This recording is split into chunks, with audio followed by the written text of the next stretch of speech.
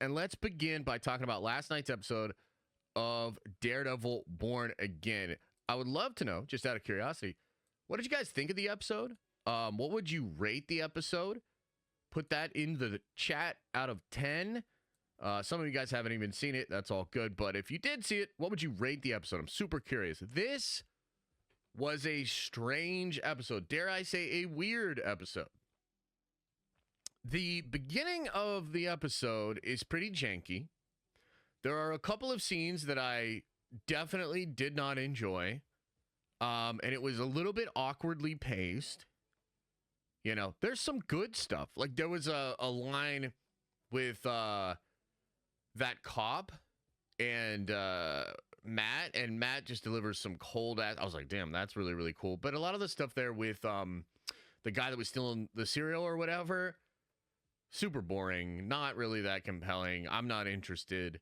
The stuff with Vanessa and them doing therapy and all that sort of stuff, super not interested. I thought it was weird. Like it was a weird scene. Like it felt awkward. It felt weird.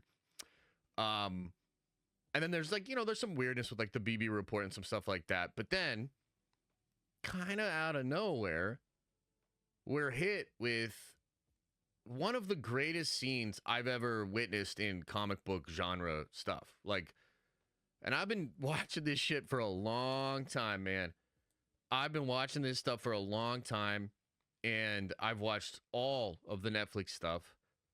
Even Luke Cage season 2 and like Jessica Jones season 2 and shit. Like I've watched it all. There have been some incredible scenes. You know, the one of the scenes that comes to mind is in Spider-Man Homecoming. When he drops Peter off, and it's Vulture and him in that scene, and like, dude, wow. Another scene that comes to mind is Zemo and T'Challa at the end of Civil War. Wow. You know, Tony and Peter when they first meet, electric, you know, pretty fire. We've had a lot of great scenes, man. We have some of the best actors in the planet, you know, performing these characters. You're of course going to get some sauce. Occasionally you get these scenes that are just, they're mind-blowing. You know, it's an incredible experience to watch. And the one last night, I mean, I don't know, man. You know, maybe it's recency bias. It's got to be as good as any of them, and it could potentially be the best one we've ever seen. I think it's potentially the best scene that these two characters have ever been in. Like, that includes all of the stuff on Netflix. And the Netflix stuff thus far has had a lot of stuff that we feel exceeds what the new version of the show is doing, right? Man, this was something special.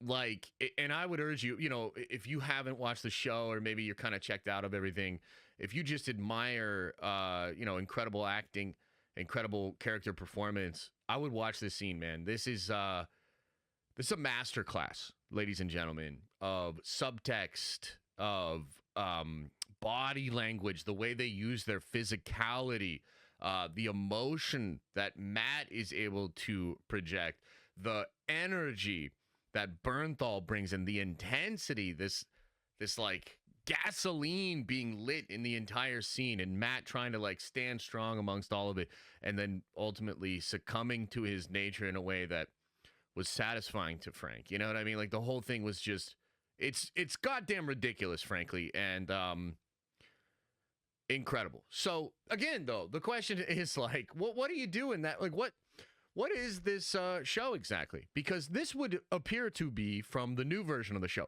Now, we don't know that for sure, but we think it's the new version of the show for two main reasons. Number one, John Bernthal's out here saying he was not going to come back for the original version of the show. I believe him.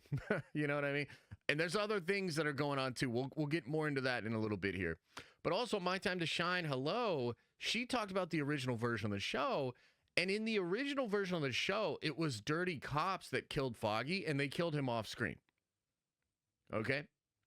This scene could not have existed in that old version, unless they use like crazy ADR, which to be honest, like I don't see it because this felt so flowing.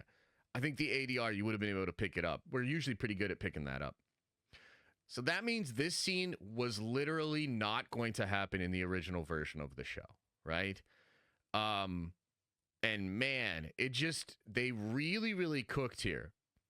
But I also just don't feel like this was necessarily a great episode, right?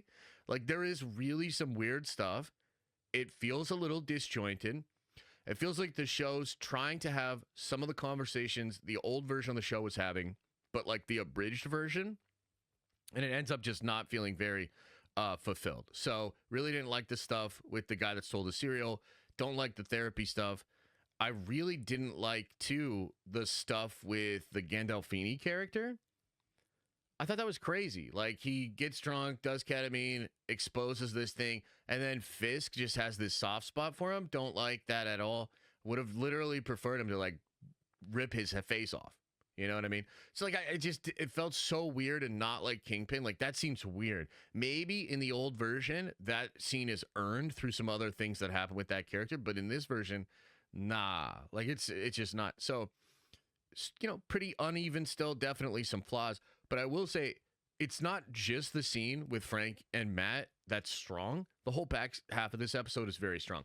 The ending with Kingpin and Adam being kept and jailed there and Kingpin's just feasting, that was incredible. Matt sneaking away from Heather to go up to the rooftop, take a peek. I mean, I guess he's not really taking a peek, but we are at the Daredevil masks, and then he's practicing with the batons. And to watch the parallel of those two characters in Fisk and Matt, and they're both just going back to their nature. And I mean, now we know that all of the stuff on Fisk's knuckles is because he was beating Adam in that jail or prison or whatever, right? So, yeah, like, dude, that's operating really well. So it's not like the whole episode's bad. And in some ways, it's not how you start. It's how you finish, right? And the episode finishes incredibly well and very strong. And what I expect from here is great, too, because the Muse teases are great, too. So, I don't know, man. So far, so good on this show. A little bit of a rocky road here and there. I think you can still see some of the seams and some of the changes in the edits and whatnot. But I mean, that's the question. I would love to know what you guys think about this. Like, what do you do? How do you score an episode that starts off pretty shaky, has maybe one of the best scenes ever between two iconic characters, one of the greatest scenes we've ever seen in comics or comic book genre stuff, and then closes pretty solidly as well. I mean, I gotta still give it an 8 out of 10, which is wild because it's a super uneven 8 out of 10, like very uneven. Like I'd give the first part of the episode like a 5 or maybe a 4 out of 10. And then I'd give the back half like a 10, like this scene's a 10, and then the ending is like a 9. So I guess you average those out, and I don't know, I'm just going to say 8.